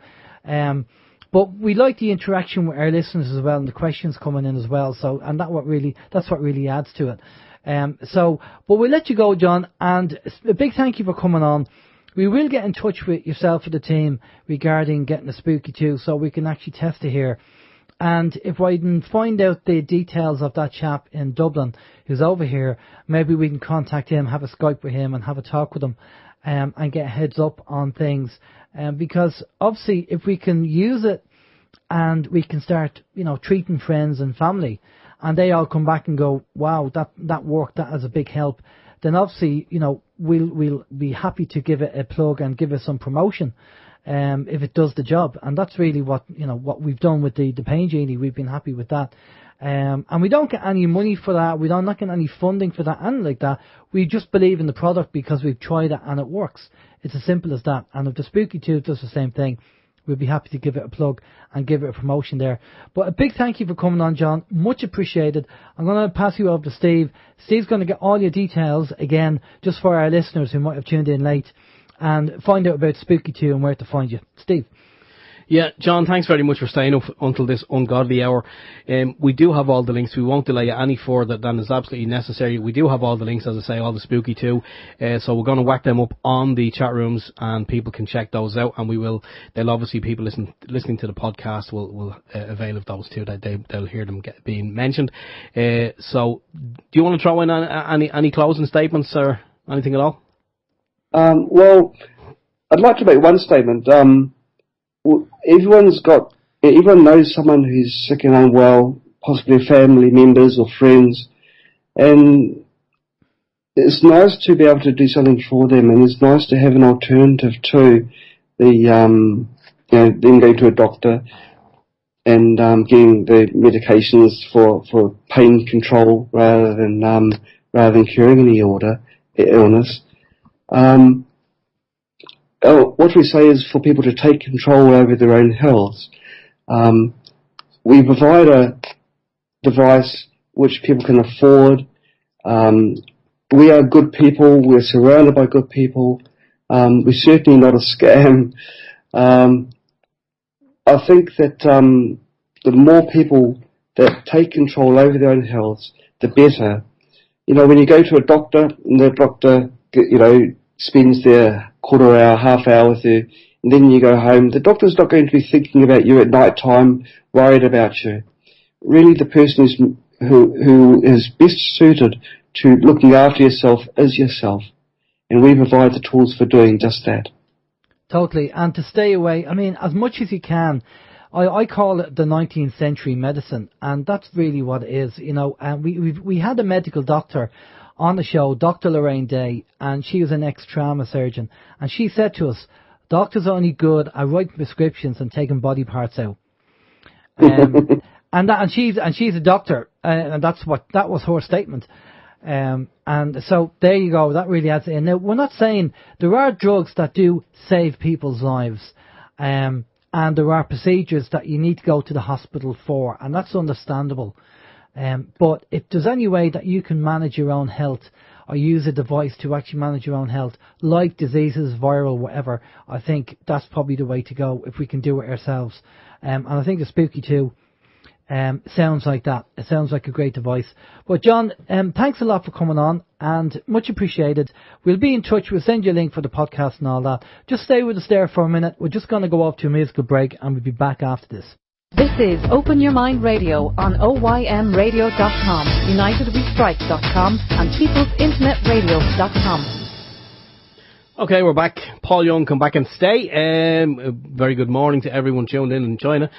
And as promised, we will give out, I'll just very quickly give out those links to the Spooky 2. Everything is kind of spooky2.com. So it's spooky2.com is the main site, spooky2support.com for obviously support, spooky2videos.com for the videos, and spooky2reviews.com for the reviews. And the links are available on the website should you wish to buy one. I think the basic kit works out at $114, so not going to break the bank. 114, well then that's less than 3 doctor visits over here in Ireland. Absolutely, yeah. For the basic kit. Well, that's interesting. Again, thanks to John. I just called him from China. It's silly o'clock over there, so thanks for John for staying up. Right, now, because we had John on from China, we didn't do the bits and pieces as we normally do at the start of the show and Alan and Steve's week, because we wanted to get John on and let the poor man go to bed, do the interview. So we have a couple of things to go through. Now, so just kicking off, the Independent.ie has reported that credit unions turn away cash as bank rules force change. Now, this is quite interesting, folks. Credit unions are turning away cash at the moment. Some of them are telling members to reduce their saving balances below €25,000, with others putting caps in place for the amount of new savings they will accept. Credit union lenders said the savings and loans bodies are suffering from their own success, as members wanted to save with them rather than with the banks. But high levels of savings at a time of muted demand for loans are causing problems for the credit unions. Too many members want to save and not enough are taking out loans. We are a product of our own success. People want to put money into a credit union. They don't want anything to do with the banks. But we have to have 10% of member savings in our reserves, and we are charged negative interest rates by the banks when we deposit our surplus funds with them, Mr. Conville said. Now, I'll try and explain this as best I can. The credit unions make money from the loans they give out, all right? And by law, every €100 that somebody saves, the credit union has to have a €10 reserve. And that €10 reserve comes from the interest they get from giving out the loans. Now what's happened is people are saving their money, and every €100 they put in, there has to be a €10 reserve. But the credit union are not getting that interest from the loans because nobody's taking out the loans and they're being penalised. So the way they're stopping people is to reduce the savings, the amount of money they can put in. So again, they're changing the rules to suit themselves, because people are moving away from the banks and going to the credit unions. I hope that kind of explained things. But by law, they have to have a reserve, and people are saving and not taking loans out. Fair play to people not getting loans out. Stay away from the banks. You know what they're like. So that's really what's happening with the credit unions. So if you go to the credit union and you had a big bag of cash, they'd probably tell you that you're going to be restricted on what you can save in the credit union, which is a bit cheeky, but there you go. They always change the rules. Like Monopoly, they'll change it to suit themselves. It's just the way it works. Steve? Yeah, well, that's actually happened to me recently. I went into my local credit union and they said to me, look, yeah, you have too much money in your account. There's way too much in there. 25 grand minimum. What about your offshore account? Well, that's not connected to the bank. Oh, that's not you connected. won't tell the taxman about that. Jesus, Okay. the less said about that, the better. Oh, yeah. Yeah. Okay. What else we got for you? We have BBC.com. Comic relief money invested in arms and tobacco shares, it says. Millions of pounds donated to comic relief have been invested in funds with shares in tobacco, alcohol and arms firms, BBC Panorama has learned. The BBC has also seen evidence which suggests Save the Children censored criticism of energy firms to avoid upsetting corporate partners. Quite interesting. The charity uses a number of managed funds which invest that money on a charity's behalf, including in the stock market. Panorama has also learned that between 2007 and 2009, some of these investments, amounting to millions of pounds, appeared to contradict several of its core aims. Despite its mission statement claiming it is committed to helping people affected by conflict, in 2009 the charity had £630,000 invested in shares in weapons firms BAE Systems. Wow, Jesus Christ. So, yeah, that's very interesting. Now, we can't say what charities are what, but, you know, some charities you'll get, if you donate €3 a month, well, you know, Live Aid was mentioned as well in that article that I read. It's on BBC.com. And I do believe, something in the back of my mind, and I could be wrong, tells me that Enoch Crane actually did some research into this. And he did find that a lot of these charities, the money doesn't actually go to the cause. It goes into something else. And, the BBC.com article is from a Panorama research. It's a Panorama program that we're talking about it. And I am a believer, and this is just my own opinion, that charity begins at home. And I think we should help our own people first. And I know some people might say, oh, but you can't do that. But at the end of the day, you might donate your €3 a month, but you're not guaranteed they're going to get it. At least over here, if you donate money to the You're Not Alone charity, you can see where it's going. You literally can, you know... We can testify to that. We can testify to that, because I've been down there and I've seen it, the food that we bought being used to feed the homeless, and the sleeping blankets that we did raise the funds for, and everything else that we've done. And that you can see, you can track and you can trace. But just spending €3 on something that you think is going to happen, you know, I'd rather see the money go to the people over here. We need it over here, and it's definitely being used. But well, I think if you're going to donate money to causes, it's always best to donate as close to the cause as you can, because a lot of these things where they say, like, you donate €1 a month or €5 a month, whatever it may be, especially if these people are out in the street or they come knocking on your door asking you to, you know, subscribe to something, there's no guarantee that if all of your €5, whatever the figure may be, is going to get to the person who needs it most. Because a lot of these places, and my wife and my father-in-law, they used to do collections for the RNLI, I think I have that correctly, the lifeboats, because my father, he used to work, well, he was a seaman. There's a joke in there somewhere. there is, but let's not go there. He worked at sea, and he could see that, you know, the work that the RNLI actually did. And a lot of times when people were collecting for the RNLI, the money went directly to where it was supposed to go. But other people would be also out on the street collecting for different organisations. And before my wife or my father-in-law would actually put money in the bucket, they would generally ask the person, are you getting paid for this? And if the person said, oh yeah, then they wouldn't donate, because they said, well, okay, if I put a fiver in there, €4 probably going, €3 could be going to admin, you're probably getting €1, and €1 is probably going to the person who needs it most, so that they would never kind of donate that way. And especially when people come knocking on your door and ask you to fill out the direct debit mandate, you know, for whatever it may be, Sight Savers or Save the Whales or Save the Trees, whatever it was. No, it was vaccines in Africa. Vaccine, yeah. And I said to him, well, I'll give you 50p, and he said, no, yeah, we can't take money. You have to fill out the forms. And so I proceeded to educate him regarding the vaccines, and I said, no, not a chance. People in third world countries don't need vaccines. They need food. Yeah. They need, you know, money to, you know, survive. They don't need vaccines. They need food. So, you know, all these, you know, adverts saying, oh yeah, if you pay €3 and that's enough money to get vaccines for the country. No, they need food. They need to survive. Not vaccines they need food. Sorry, Steve. I was jumping in there. No, that's it. I was pretty much done anyway. An offshore account, Ireland's Eye is not offshore. You wouldn't have an offshore account in Ireland's Eye. That doesn't count. How's your week? Yeah, fine. I've had a busy week in work. What can I say? The castor oil came in, and I'm very tardy. I haven't actually had a chance. My wife would probably say I did, but I didn't. I didn't have a chance to rub it into the places where it's needed most. Although I did rub a little bit into my wife's back, and it seemed to work wonders. The less said about that, the better. Use your own dirty minds. The video will be out next week. Rated R. No, so yeah, she had a bit rubbed into her back, and it seemed to do wonders for a condition that she has, scar tissue on her back. She got some relief from it. I haven't had a chance to set up the tripod and rub it into the solar panel on my head just yet.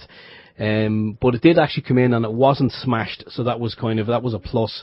So yeah. That was good. The only other thing really on my list is DIRT, DIRT, nothing to do with that DIRT tax that the bank charge people. This is actual DIRT. A recent report.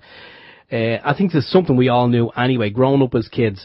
When you're out playing in the dirt, and you know you're just mucking about in the mucking dirt, it's more beneficial to you, and seemingly it creates a stronger immune system, is what research says. But like I say, we all knew this as kids, and a lot of these products that people have today, you know, your child goes out and your child, I don't know, touches off something, and you get the hand sanitizer out straight away. Well, these are doing more harm than good, because seemingly if there are bacteria or whatever on the skin, then your immune system will analyse it and get to work creating antibodies to protect against it if needs be. But if you quickly sanitise your skin, then all your immune system is getting really is all this sanitizer stuff, and seemingly it can mess up your immune system. So the next time you see a child who's dirty and covered in muck, they're a happy, healthy child. That's all I'd say. Exactly. Totally agree. Yeah. Totally agree. That's it. I'm sorry. I'm sorry. That's my week. That's my week in about, a minute? Anyway, yeah. Well, I was very busy in work, so, you know, I do have an excuse. But your week is always better than my week, so tell us all about it. Well, I didn't have too much excitement, but last week we were at the end of the show, we were talking about our gadget porn and the fact we're into gadget websites. And I know we got an email saying, but you never said what sites were they. Okay, we'll tell you what sites we're looking at the moment.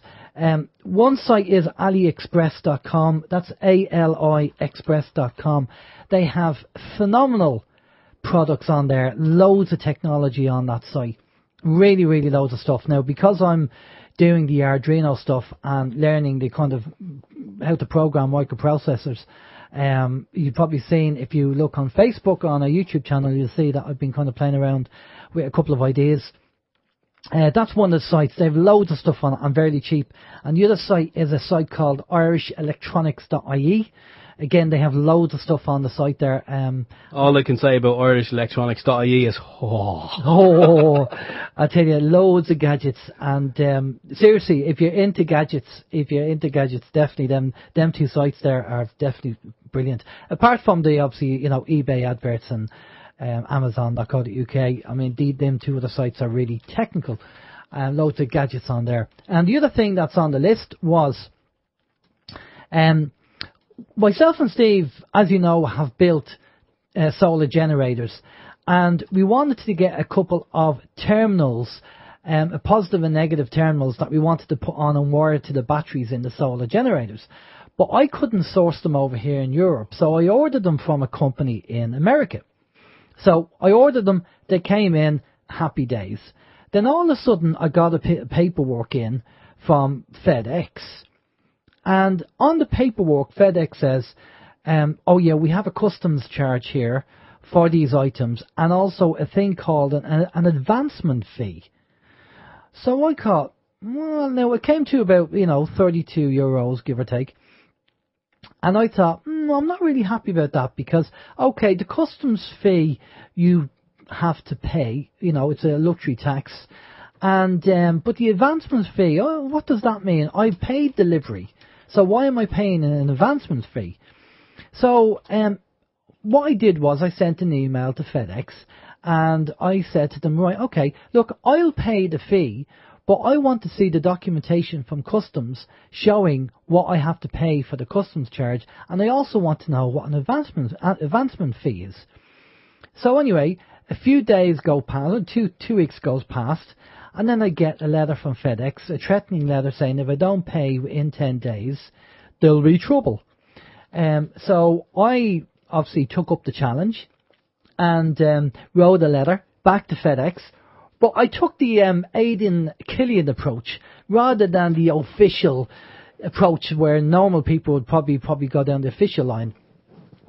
I thought, well, we're all friends in this universe, and we're all working and we're all doing our bit, and nobody wants to have a fight or conflict. So, if they send me the paperwork, and I'll have a look at the paperwork, and tell me what the advancement fee is, then I'll pay the fee, and then we'll be all happy, and we all live happily ever after. So, towards that effect, I think you can back me up on that one. You've seen the letter. Yes, I did. It kind of started off very, very kind of serious, and then it just kind of went, listen, lads, come here. let's be honest about it. Let's all have a drink and talk about it. Exactly. Yeah. So all of a sudden, I get a phone call on the OYM hotline, and I said, and I happened to say, I'll answer it, because sometimes I'm busy and I leave the answer machine on. And I pick it up and go, OYM, and he said, hi, this is, I won't say his name, from FedEx. And he says, I'm not live, am I? And I said, no, you're not live. And he said, right, he said, has anybody been in contact with you over the paperwork? And I said, not at all. I said, nobody's called me. And he said, right, he said, I'm just ringing you on behalf of the paperwork so we can, sort it out and have a talk about it. So anyway, to cut a long story short, we agreed that I will pay the customs fee, but as a very, very kind gesture of FedEx, they would waive the advancement fee. All right. Now, but here's the rub, and people need to know about this. And the chap did send me an email. I asked him to send the email over to me, and he has done. And people, you need to be aware of this. And I didn't know anything about it. I'm just looking for the link here. And you need to go to the website revenue.ie/en/customs/leaflets/PN for Papa November 1882.html. Okay, now I'll cut and paste that link and I'll put it into the chat room while I'm talking here if I can. Steve, will you take it from the chat room and then pop it into PIR as well? I will indeed. Okay, now that link that we put in there, the reason why he said the system now seems to have changed, and you have now brokers involved with doing deliveries. So if the company in America uses FedEx, they obviously take on a brokerage fee, and this is in the website on revenue. So this brokerage fee is called the advancement fee, and obviously they pay customs.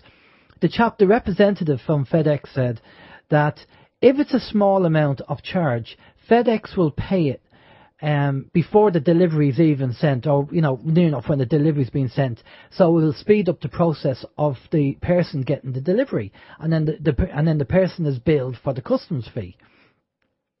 Now, in the past, when I've ordered things from the States, I've actually got some kind of letter or email or whatever saying, please go down to the local post office and pay your customs charge and you'll get your goods. And that's what I was used to. But the postman come and delivered the product, and then we got the letter from FedEx, and this is what FedEx said. So it's not anything that FedEx has done. This is going on between all the other delivery companies as well. It's a change of the system. So just because you order from America and you pay a delivery charge doesn't mean that it stops there.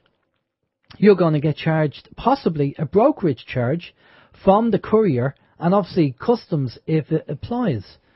So just be aware of that. Now, I'd like to thank FedEx for waiving the advancement fee, because I wasn't aware of it, and I was quite adamant that I wasn't going to pay it, especially when you actually send a letter and go, look, I'm happy to pay the fee, but show me the customs charge from customs direct, not from you guys, but from customs, and then show me what this advancement fee is.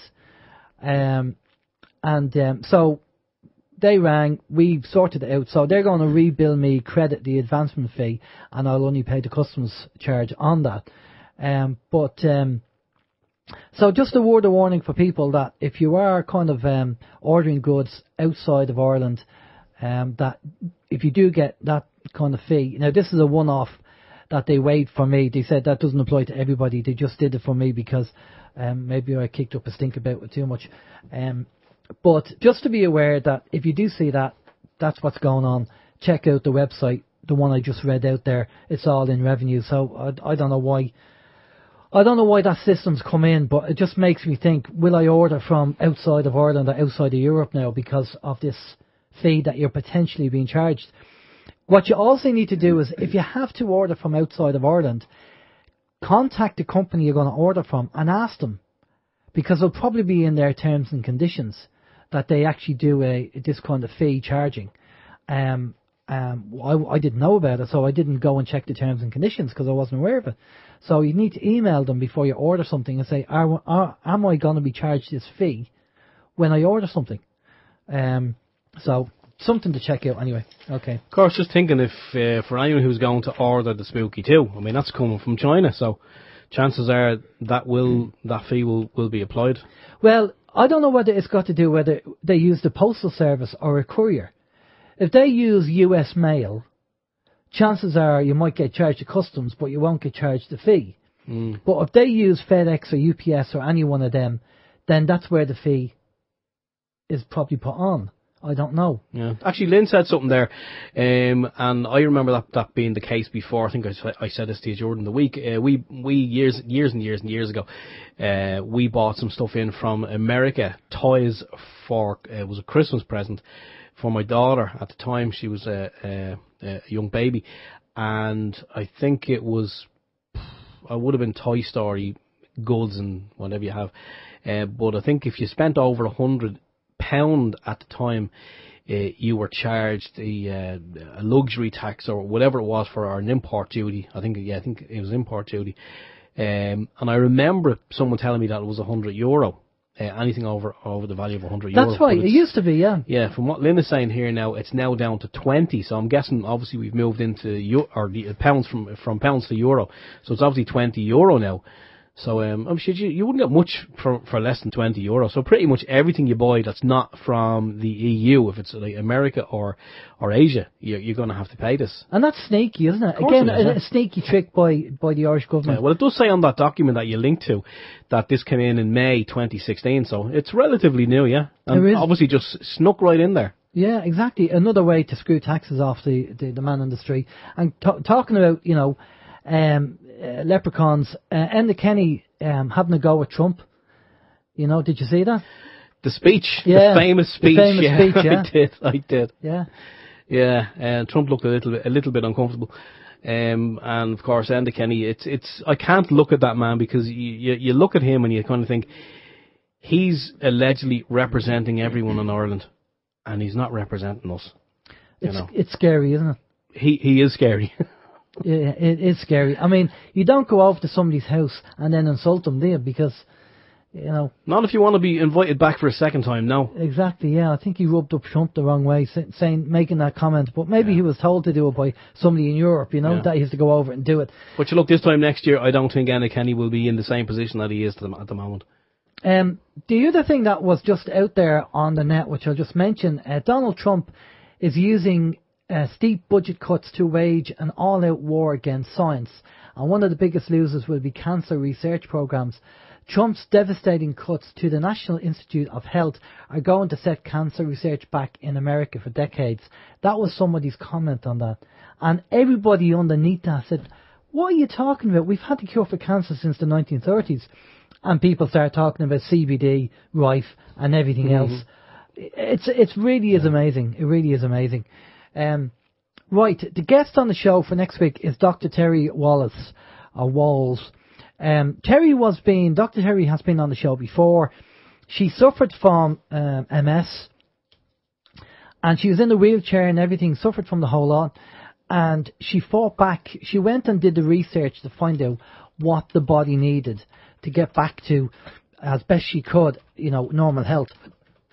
Excuse me. And she's about 95% there when we last spoke to her. So she now produced a book called the Wallace Protocol, and it's all about healthy eating and what you have to look for. And the other thing that she said, and I remember this distinctly from on the show, was that she was a vegetarian for 20 years, but she went back to eating meat, which we found interesting at the time when we were talking to her. Now, the original interview is on our YouTube channel, so if you want to check that interview out before next week and have a listen, you can do. But she fought back from MS. So all these kind of ideas coming out now regarding, how to cure yourself, either using Terry's Way or using the Spooky 2 or CBD or whatever, I mean, it's brilliant that all this technology and all this information is coming out. So we're going to have Dr. Terry on next week, and we're going to get an update on her condition, how she's got on, if anybody else that she knows that she's treated or have taken on her book, whether it's benefited them and it's helped them, because you do see it around. And, if you see somebody that suffers from MS, you don't know whether to go up and talk to them and go, by the way, there's X, Y, and Z, because they could look at you and think, oh, he's another bloody nutter, go to Google and type up, health. And sometimes they can be closed-minded about it and just think that once the doctor says you can't be healed, that's it. That's your life, accept it, end of story. And what can you do when you have people like that? I don't know. As I'm looking at Steve going, Sorry. I don't know. Oh, sorry. No, I wasn't aware that was obviously a we visual. We have that kind of... The visual cue was, cue. Where I'm supposed to be looking at you, hanging on your every word, and you go, you know what I mean? And I go, yes, I know what you mean. Yeah. Sorry, I was reading the chat room. But we have two screens and so many things going on here at the moment. It is a studio designed for two. You want to restock that beer fridge again? It's running low. Did you not notice the tidy up in the studio? No, obviously no. No, not really. No, obviously. Okay, no, you didn't. There is a bit of tidy up in the studio.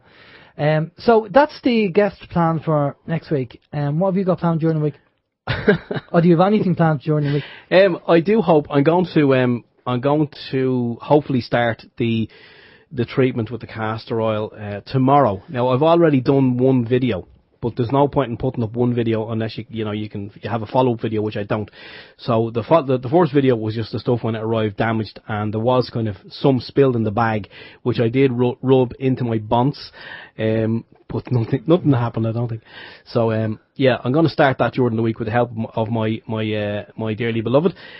Hopefully she'll hold the camera, and we'll get that going, and we'll see where it goes. But look, sure, if the castor oil doesn't work on the outside, maybe or on the head, there's loads of other applications that it can be used for. So I'll definitely try it out. As I did say, it's supposed to be very beneficial for arthritis, which my mother-in-law suffers with. So I'll let her rub some into her hands as well. And give it a try. I've got a great business idea, right? Yeah. If we get the Spooky 2 and we do it on your hair and it works, right, we'll rebrand it and call it the Hairy 2 and sell it. With a picture of me and you on the front. You can be like us after 2 weeks of treatment. Right, it's because that time. You're worth it. Because we're worth it. All right, take care of yourself. From Alan James. Have a safe week. Have a great week. If you have any news, let us know. Take care. We'll see you next week. Bye-bye. Okay, from myself, Stephen George, it's been a hoot. So, yeah, looking forward to Terry Walls next week with the Walls Street Journal. Bit of a joke there. Anyway, thanks to everyone who is on the chat rooms, both of the chat rooms, OYM and People's Internet Radio. It's nice to have you in. And as I forgot to mention at the top of the show, if you're listening to the podcast, and you're new to Open Your Mind Internet Radio, and you just want to let us know where you're tuned in from, just drop us a quick one-line email to info@oymradio.com. And yeah, we really appreciate all the emails that we do get. So for myself, Stephen George, take care. We'll see you all again next week. Bye-bye.